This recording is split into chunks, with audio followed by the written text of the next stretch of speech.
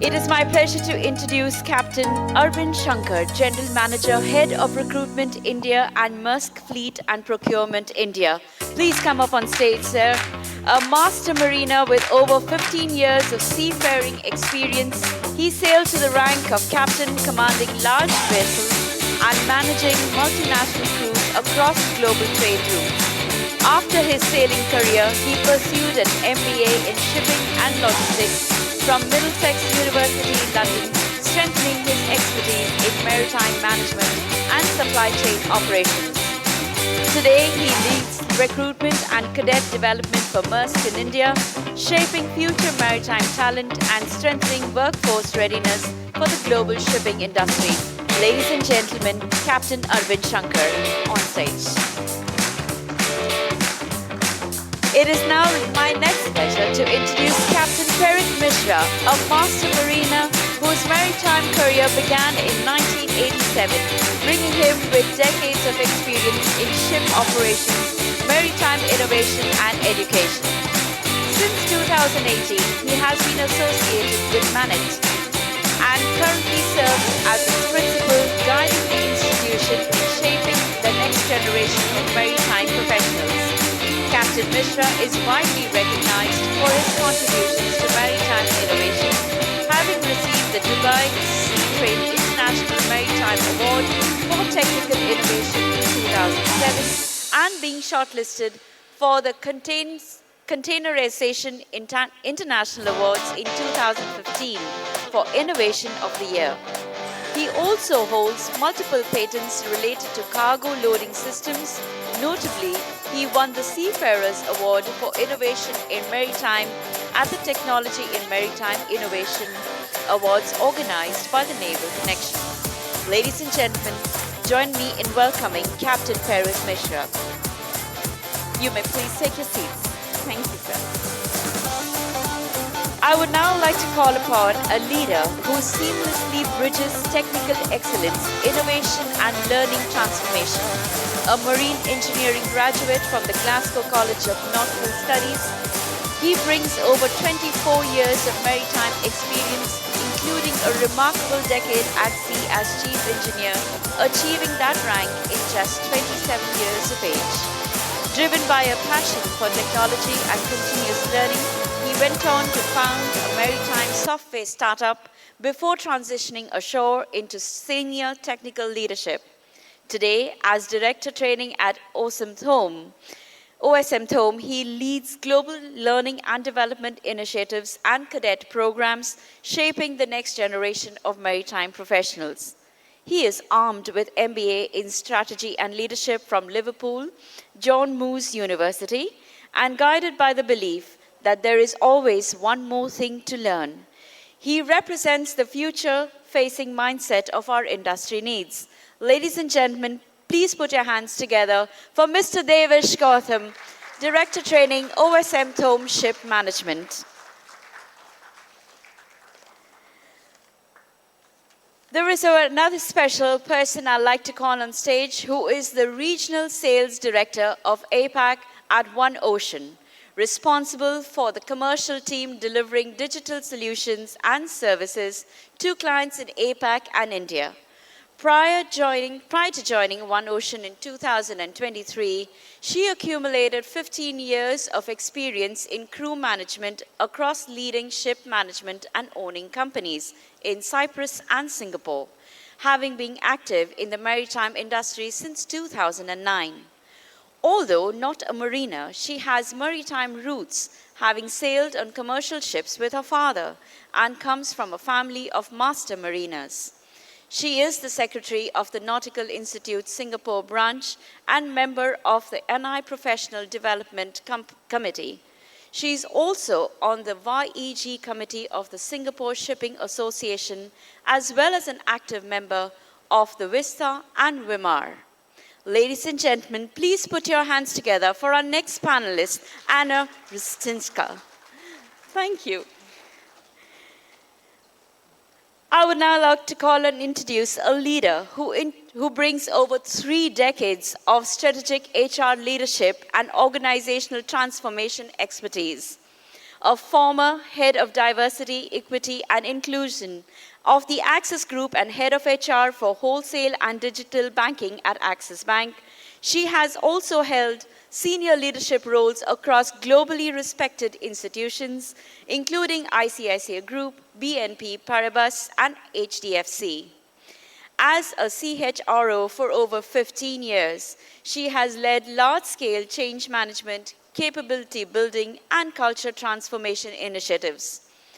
Post her superannuation, she founded Culture First Consulting and DEI Dialogues, continuing her mission to build equitable, inclusive, and future-ready workspaces. She is also visiting faculty at JBIMS, shaping the next generation of leaders in HR and DEI. A certified corporate director, coach, and a lifelong learner, she firmly believes that culture is not built by policy alone, but by leadership intent and everyday behavior. Ladies and gentlemen, please join me in welcoming Mrs. Vaijayanti Naik on stage on our next panel.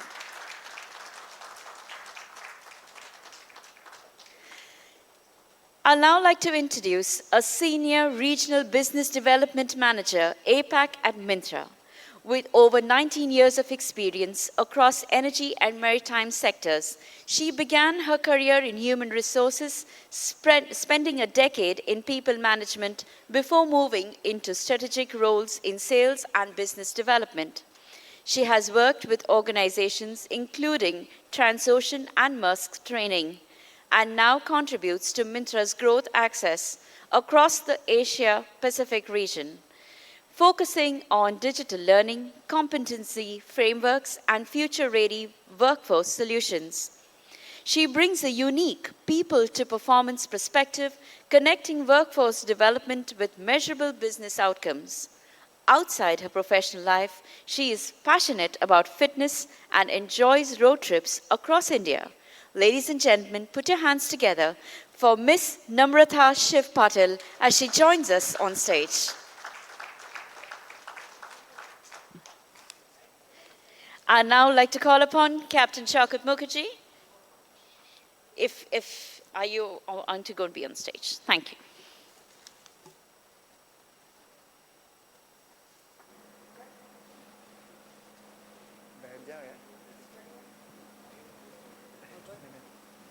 Mic check.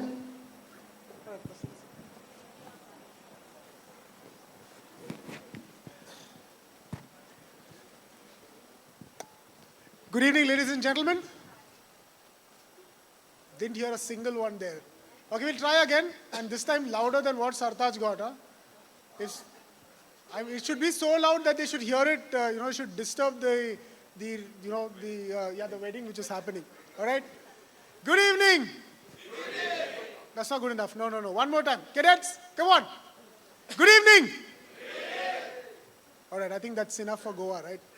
All right, I should also remember that. We're not in Mumbai, we are in Goa. And we are at FSM 2026. Incredible to be here. Why? I was here last year. What is different right now? The world of technology in maritime and the skill gaps, the competency gaps is evolving so fast around us that every conversation at FSM is a new one. And with that, I'm really happy to have with me a very august panel, a panel that includes the ship owners, a panel that includes the grassroots level training, a panel that includes a very senior HR and DEI expert. Okay, I'll talk a little more into the mic. And of course, we have training companies who are supporting the grassroots level as well as the companies to deliver the competency which is required to man our ships today. Before I start off, a quick question to the audience, and please do answer, otherwise this doesn't work. How much percentage do you think your theoretical learning contributes to you performing a job effectively? 2%? Higher or lower? 20? Anyone higher or lower? You need to give me a number. 10%. Anyone higher or lower? Higher? 50? 40. All right. Without further ado, it's actually right. It's 10%. To do a job accurately, it's only 10% theoretical. 20% of it is actually show and do, and 70% is actually to try the task itself. That is how you learn it, even if it is a first-time task. So clearly reflecting on what Sartaj ended there, that competency is not only from the books, it's not only from the regulations, it is clearly how you and your employer, what environment they create, what support systems they have.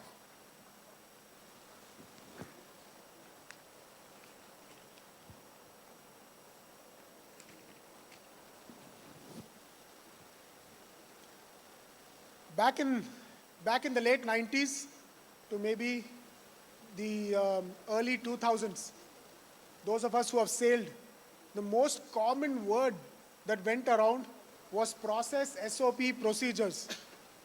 Why? Because that is when the ISM was implemented. In the decade gone by, the most common word is technology. We use the word technology, we throw this word around without very often knowing what we are talking about. And that is what we'll explore with this audience. I'll start off with Devesh. Devesh as Director of Training. What technologies are changing on board, and what kind of skills are required for mariners to stay relevant? Like you, Arvind, very well mentioned that now we are all talking about technology a lot. Yes, from the bridge, digital navigation, ECDIS, everything is coming on. Even artificial intelligent AIS-based monitoring. This is all in the pipeline. They are coming up. Engine room also, performance, your engine performance monitoring. So many parameters we are monitoring now. From plant maintenance, we are moving to a preventive maintenance. Again, so much data we can collect, and then we can forecast what the maintenance is required instead of just going with the plant maintenance. So these are some of on board the ship you will see, but when you see on the shore side also, you see earlier when we used to report any near miss or incident, there is like a closure and the training, like Sartaj also mentioned, that is a closure coming up. But nowadays, as we are monitoring data, we are doing analysis based on what near misses are coming, what particular section where we will see accidents coming in the future. So there are softwares already in the market. So all those things are, moving digitally. Digital checklist, everything is coming up, but now digital learning, all those things, moving the technology pushed a lot in the last 10 years ahead. And as a seafarer, it's not only technology knowing, but like practical application, how to use them. That is very, very much important right now.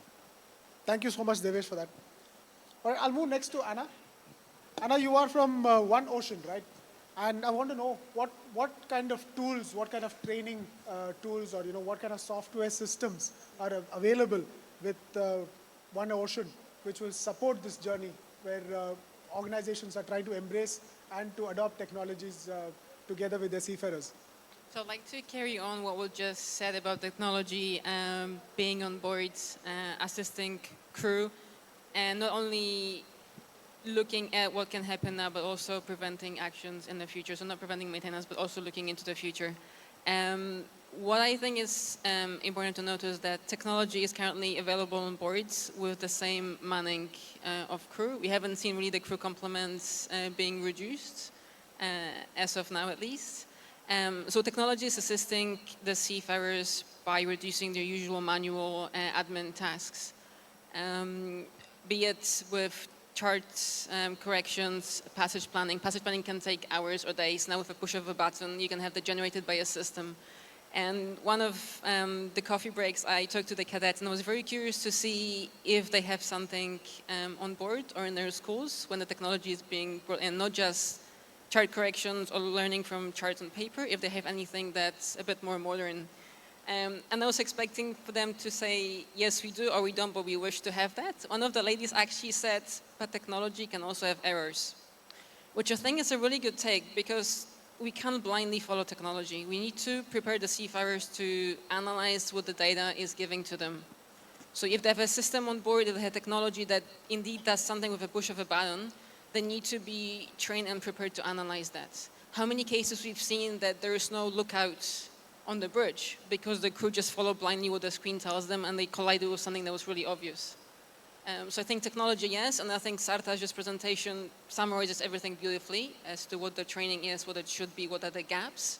But at the same time, technology is beautiful. It gives us the advantages of reducing the manual labor so the crew can focus on other more important tasks that technology cannot replace.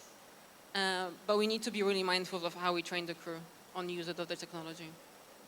Thank you for that, Anna, and definitely reflecting on my own seafaring days when we had to do chart corrections, and I can see a lot of us have done chart corrections, 100 charts, correcting, erasing them. That was even, forget the correction of the charts, erasing the lines and plotting the reverse courses.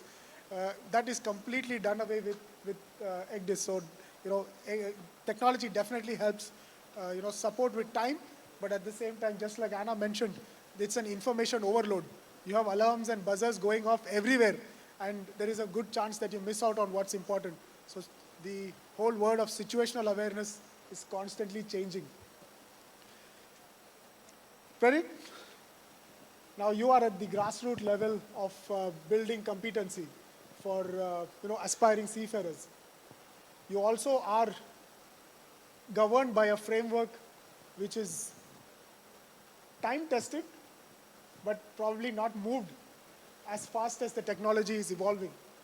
I mean, again, reflecting on what Captain Halve also mentioned, it's going to take time for us to move on with that. So what kind of additional trainings or skills are you imparting to cadets to be able to be technologically competent? Well, we're still a little old school, and we have no qualms with that. For 25 years that we've been running our institute, the only sort of feedback we get from companies, there's only one, and that is attitude, attitude, attitude. No one ever complains about technical skills. So surprising. So our focus is very much, of course, the technical part is imparted. And again, the theory part, what I feel is the confidence you get from that 10% theory is invaluable. So you can say 10%, but without that, nothing else works. Foundation. The foundational stuff. And the sort of self-belief and confidence you get. So we focus on core competencies and a sort of motivational, sort of the cadet should be motivated with faculty who they aspire to be like. So that takes care of almost everything. Once the motivation is there, then the actual learning process is not that important, whether it's digital or, or old school or whatever it is. So once the cadets are motivated enough, they want to do well, everything just falls in line. So we focus more on that. Of course, the other technical aspects are always there. Thank you so much for that. Vaijayanti, asking you on now, tapping into your specific experience. With so much technology being, it's changing and so rapidly, and people having to upskill themselves to all these changes, is there a fatigue that seafarers may face? And are there any models or mechanisms that could support seafarers through this change, including organizations, of course? Okay. Well, good evening, everybody, and thank you for the question. And thanks, Shaukat, for having me over as a panel here. So I will try to bring in my experience in banking. And, we all know that banking and shipping go hand in hand. I mean, without trade finance, there is no global shipping. Without global shipping, there is no trade finance. So we'll see what we can learn from my own experience in the banking industry. So yes, technology changes things rapidly.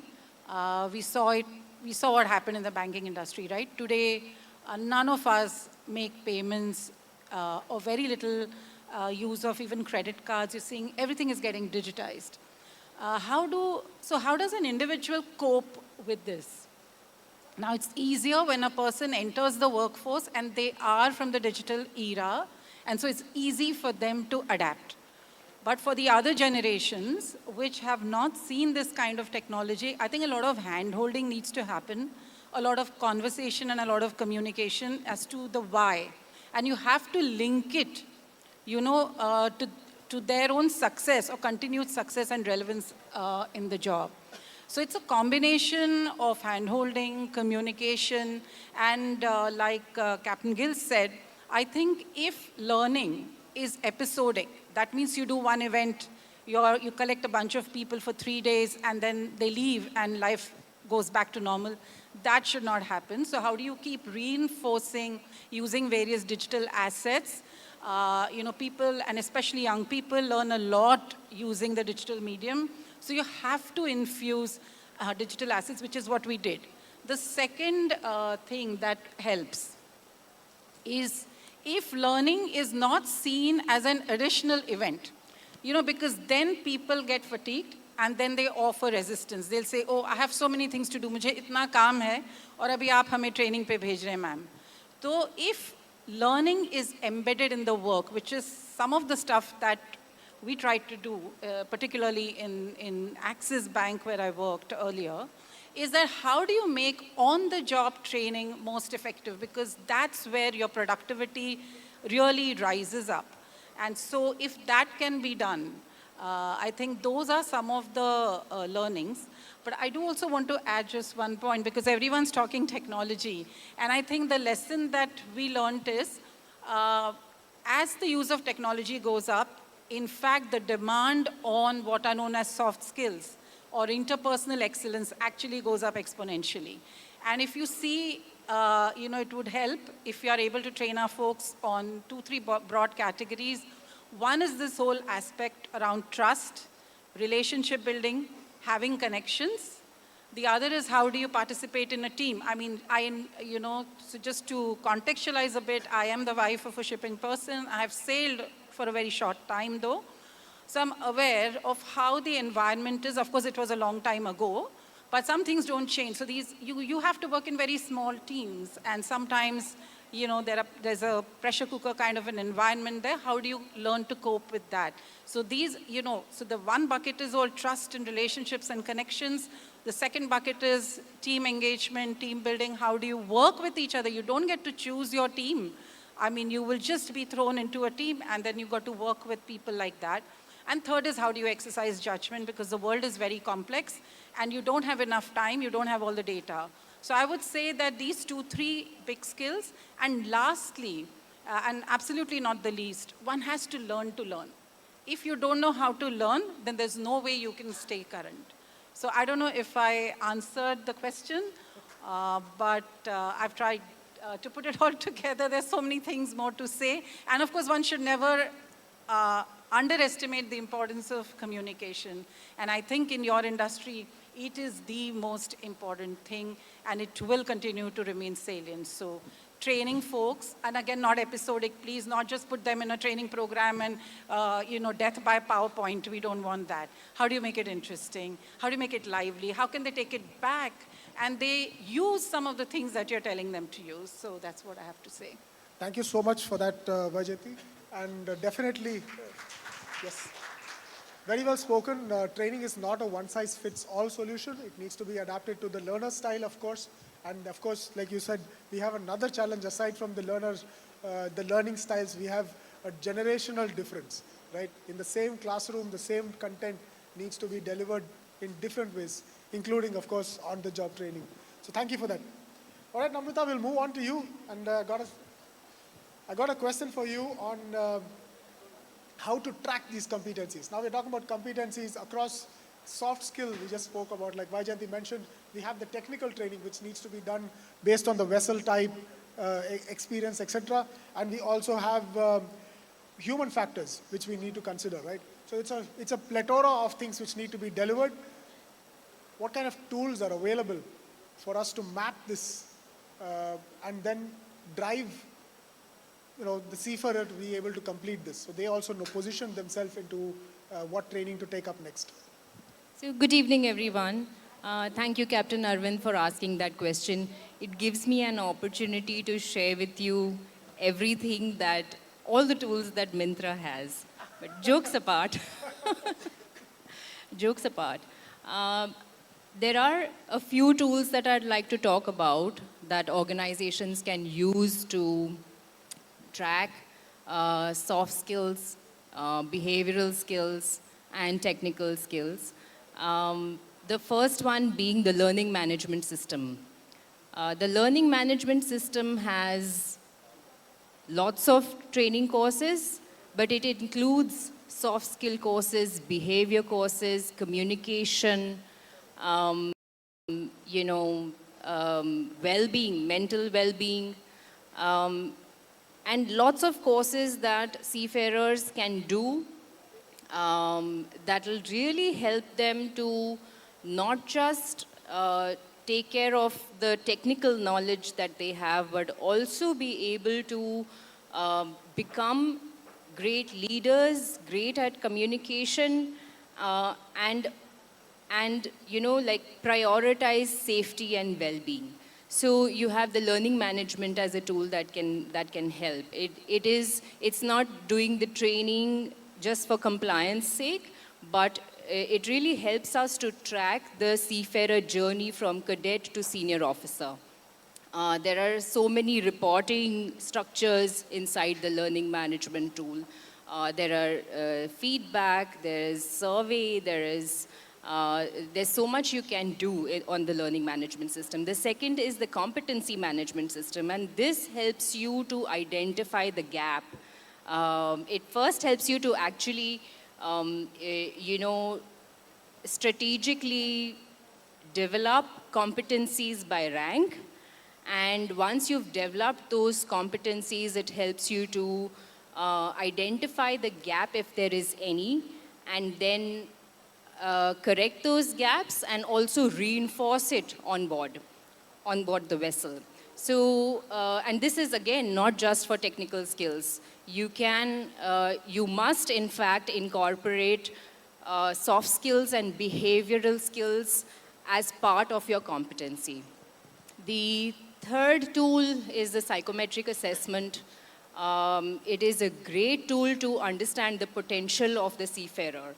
So it helps you to create leaders. It helps you to have seafarers become ready for tough environments at sea. And if there is any gap or if there is any need for development, it helps you to identify that as well. So psychometric assessments are very, very essential. And then you have the scenario-based learning, and so many of you spoke about scenario-based learning and simulations. This is another essential tool as well. So when you build all these, get all these tools together in one digital ecosystem, it really helps the seafarer not just be competent technically, but also helps them to become great leaders. It helps them to communicate effectively. It helps them to become safe at sea. So yeah, these are the few tools that one can use. Thank you so much. And while you were saying that, I recollected when I moved ashore for the first time. I recollected a story with my manager, who's not here in the conference today, so I can say it out boldly. During one of the career conversations, he asked me to make a roadmap for my own learning. And then I asked him, how do I know what I don't know? And that is reflective of what you said, right? Today, with the tools available, we are able to use, even with the advent of AI, or rather with the greater implementation of AI, we are able to identify what are our skill gaps through questionnaires, etc. Shaukat, can I have a time check with? Okay. No, I need to know sort of plan. Okay. All right. Before Shaukat stops me, I'll open the floor for 2 questions, preferably from at least one from the cadets.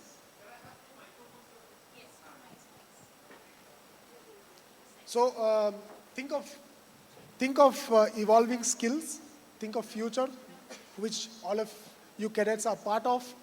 You could ask a question around that.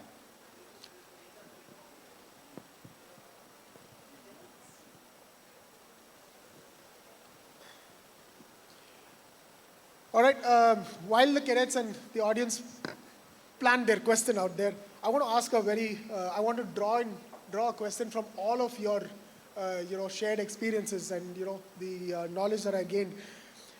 Do the existing guidelines for training include enough of crew behavior training and resilience building that will hold, at least for 5 years ahead? We can't plan for too long, right? We have to keep constantly developing. Does the existing framework support the kind of resilience that we need from our seafarers? Can I answer It's an open question. that? Our view is that things like resilience, they are built by training itself. You can have your PPTs and etc. It's not going to work. So, for example, if I tell you you're going to be sleep deprived, and you'll say, yes, fine, I'll cope with it. But actually facing sleep deprivation is a very different thing. So similarly, when you're training, the training has to, simulate the actual environment. So the digital aspect and all is fine. We have nothing against it. But you actually have to simulate your actual working environments. So that's what we try to inculcate, especially at the base stage. Fabulous.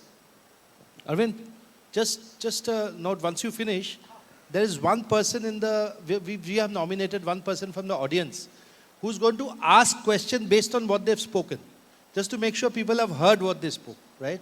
So, and we have a prize for that, right? Once you finish. Thank you, Shaukat. I can't see you at all. So then it's okay. I know you're somewhere there. I can say anything I want. So anybody else wants to reflect on what Yeah, she has a question. Can we get a microphone there, please? Okay, we'll take the audience question now. Is it directed to Devesh? No, it is not directed to Devesh. Thank you so much. It was a wonderful discussion. Great to hear you all. Can you hold the mic a little closer, please? Okay, is it audible? Yes. I was saying thank you so much. It was a wonderful panel discussion and a pleasure to hear you all. The question which I have is, sir, you told about old school. We have two generations on board. Young cadet who is coming after learning new AI automations and everything. And a senior leader who has been training them from after having the learnings of the old school. So how can we bridge gap between, how can we bridge gap to have a positive attitude among both? Because I think there is a clash, there can be clash, and most of the communications happen only because of the attitude problem. So is there any way of building that gap between both? Great question. I wouldn't say attitude problem, but I'll say it's a difference in opinion, right? It's a difference of experience that brings that. Anyone? By old school, I didn't mean that you don't learn the new tech. Okay, you have to obviously keep abreast with everything. But the most common complaint at the junior level, the cadet level, is attitude. So we work to fix that. So our entire training is not just your core competencies, but also attitude. Once your attitude is, correct, receptive to learning more, again, like Captain Gill said, the learner has to want to learn. So if it's motivated enough, and again, old school, there's some romanticism back at sea. So all these things are required actually, which is not put into the technology aspect. So once the cadets, the young generation has this kind of faith and belief, things fall in line very, very smoothly. That's what I meant. I didn't mean regimental old school as Sure, sir, sure. Thank you. Just to close this, both the generation, 2 kadam tum chalo, 2 kadam hum chalenge. 2 kadam tum chalo, 2 kadam hum chalenge. ये both generations को बोलना पड़ रहा है. आपके साथ तो पूरी जिंदगी चलना है. So I'll translate that for the larger audience. It's two steps ahead with you, and I mean, 2 steps you go, 2 steps I go, so we come into the same direction. Guys, just a moment, and this is very good discussion going on. After this, we have a session where actually we'll be taking steps, and this will actually target the attitude problem. that's also Shaukat saying don't go too deep into that because agla session hai. Noted. All right. Yeah, Captain Halbe, you have questions, sir. People are scared actually when you say I have a question. But did we agree second question was for cadet? I can be the cadet. It's okay. Yes, okay, sir. I have a question. But this question is, Shaukat, it's there if that gift is, promise of the gift is there. What's the point? The promise of the gift is there. Based on what they have said. No comments. Okay, I have a question, Vaijayanti. You mentioned about episode-based training. Many of the training modules that we do are actually episode-based training. And they are quite effective. I mean, if I want to teach someone how to turn a ship around in a narrow channel, a use of a simulator is a very good method of doing that. So it is episode-based. So how does that then fit in with what you said? Okay. So maybe, because you asked the question to me, I'm going to respond. A little closer. Can you hear me? Yeah. Loud and clear. Okay. So the intent was not to say all episodic training is bad, only continuous learning is good. No. It depends on the content. I can assure you that any leadership training vendor who says, I will do a training program for 3 days and out will come a bunch of highly evolved leaders, that's not going to happen. It doesn't happen. So the question we have to answer is, what is the skill that you want to build in the person? If the skill is highly complex, where it is not dependent on your personal efficacy, but on your relationships with your ecosystem, including other people, such learning is generally not amenable to episodic work, to episodic training. It requires deep work. That's the only point I was trying to make. Absolutely, I mean, if you're, but okay, let me extend this argument a little further. If you were learning to drive a car, you do undergo that so many hours and then you get a license. That actually doesn't mean I'm great or highly skilled at driving. I have to keep doing it. I have to learn from my mistakes, so like that. Learning is essentially a process. It doesn't happen in one aha moment, is the only point I was trying to make. But I do take your point that technical training of certain kinds, where it is dependent on me, yes, is amenable to more episodic and doesn't need continuous. Thank you so much for that. And this, I can totally reflect my son who plays the PlayStation and who believes he can drive better than me. Maybe. And that's scary. All right, since we have two experts from the digital training ecosystem, I want to ask you, when we did our training, I'm quite a dinosaur in seafaring. I'll just finish this and I'll take your question too. We'll take that as the last question. So when I was sailing, trainings were 30 minutes. Digital training was 30 minutes. To get one competency check, we had to do 30 minutes. Heavy weather training, I remember that even now, 30 minutes, and you need to answer 10 questions, and if you get it wrong, you redo this whole 30 minutes again. How has that changed today? How has that evolved? Well, the question is open to both of you, both Anna and Namrata. How has digital training evolved? We have 3 attempts before you have to do the training again for the assessments. But I mean, if your focus is on the point that it is 30 minutes of training, which is a long duration for a seafarer, there are certain topics that need 30 minutes or even 45 minutes. Because if you try to shorten the training, like how, Sartaj is sharing that, in some cases, micro-learnings may not be the best, because then it doesn't give you the outcome that is needed for the seafarer to actually understand the technical skill. So in those cases, it is important to go through every essential aspect of that training in order to become competent. And then, of course, you have so many more courses now that are 10 minutes and 15 minutes, but also has assessments. And but like I said, we have 3 attempts to assessments before you have to go and do the training again. So hopefully, if someone's paying attention and really wanting to learn, and really wanting to be safe at sea, I feel it will be crucial that they focus on the training and and try to imbibe what is being taught. That's my perspective. Thank you, Namrata. We discussed this also during the coffee breaks and before that session. In my work and the crew management, the training the crew did on board, and I'd like to tie to what you said before, was we had to do it. So it wasn't part of the job. It was, oh, we have to take it off. And then Sartosh mentioned in his presentation was basically a tick exercise. The seafarer has done it on board. We can see it in the system. It's a tick. A report says the crew is competent. They're ready to go on board, or they're ready for a next rank because competency is there.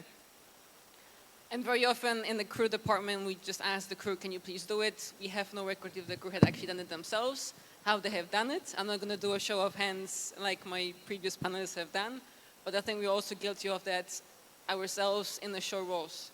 Many times the company urges us to do, can you do this GDPR, can you do this training, anti-bribery, it probably runs somewhere in the background, you just tick something and you're done, right?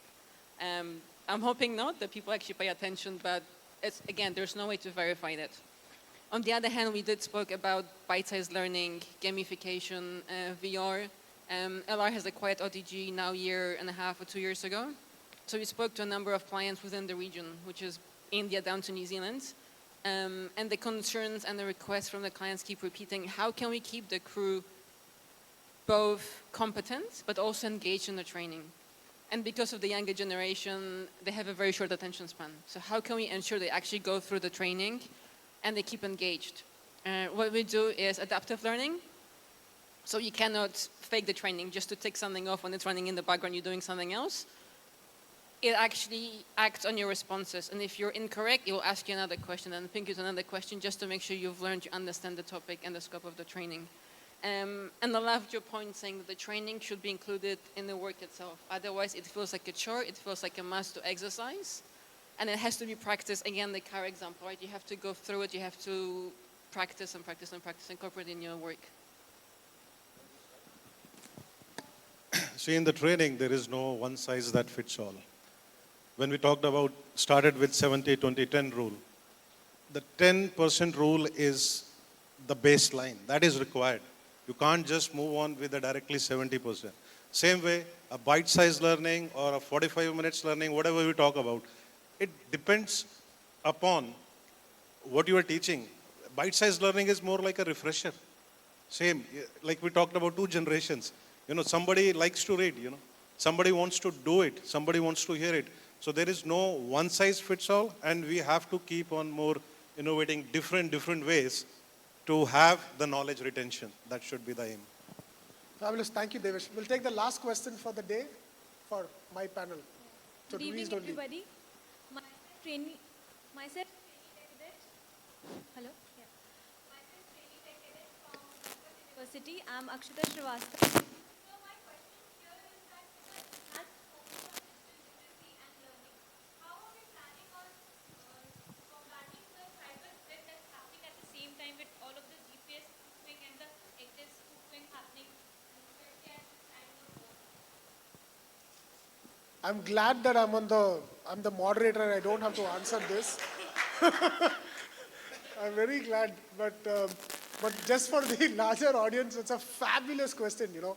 We can open this to the audience anyway if somebody wants to take this question. Sorry? We can open this to the audience anywhere. Anybody can take this question But and let's answer give it. Devesh the shot. Yeah. Or anybody on the... So I'll just summarize the question. Let me just summarize the question. Fabulous question and very relevant for today. Is that with so much technology at play and dependency on technology to operate vessels, how do we combat the risk of, for example, GPS spoofing or hacking the, control systems, right? So anyone? I was just telling over there today morning I got a mail also that from our, take up your cybersecurity training again because of this all things are happening. Okay, I think if we are not having an answer, the thing, I have a, is there anybody in the audience who wants to take this question? Technology driven. Or we can put it online and then get an answer. Prerit. Akshata, so the ultimate redundancy is you. That's what you're there on the vessel for. When everything, as Captain Halbe says, when the machinery fails, that's what you're there for. That's what your training comes in. So thank you. Thank you. We have a prize question now. Arun, I'll come back to you. We have a prize question now. Prize question in the sense, anybody answers will get a prize. So so we'll try this in all the panels tomorrow. Somebody from the audience will hear the speakers, and out of all what the speakers have said, they will ask question relating to what the speaker said, and we'll see if the audience is receptive or not. So this question will have a prize. Only one. Receptive means if they've listened to it properly so they can answer properly. Yeah, retention, yeah. So just one question. Yeah, one question, please. Okay, the one thing I've learned, my poker face, that you really thought I was paying attention. The very fact you came and asked me.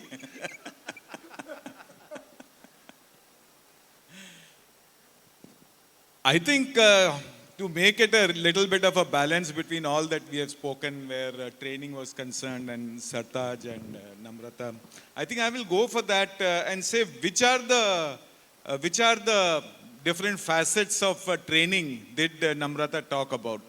If you can name 4.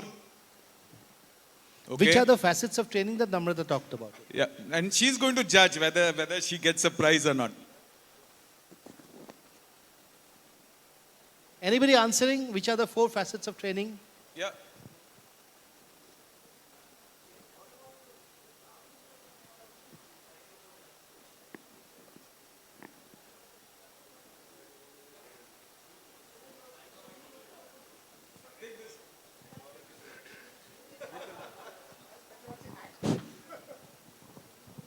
Hello. Good evening, everyone. Namrata ma'am told about the tools, and it was about learning management, competency management, psychometric assessment, and scenario-based elements. Yes. Fantastic. So I think that deserves a prize. And we have FSM. You disagree, is it? No. This is correct. But before you're giving one prize, but only one more question here.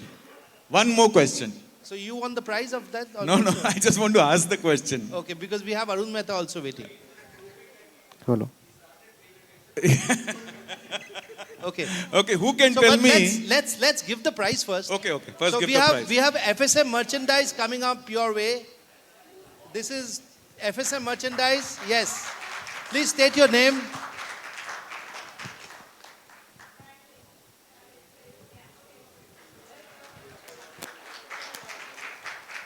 Okay, Ruchin sir, only one. Okay, just one more question.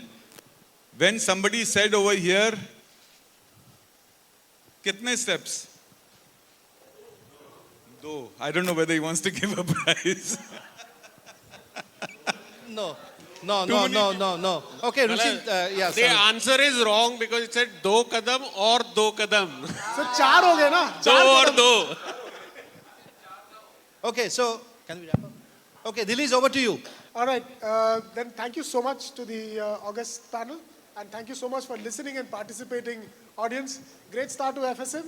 And thank you, Shaukat, for having us all here.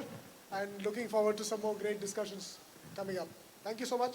Captain Girish Fadnis, the CEO of MASA, to please come up on stage and join us in presenting the mementos to our esteemed panel. Ladies and gentlemen, a round of applause for our guests joining us on stage.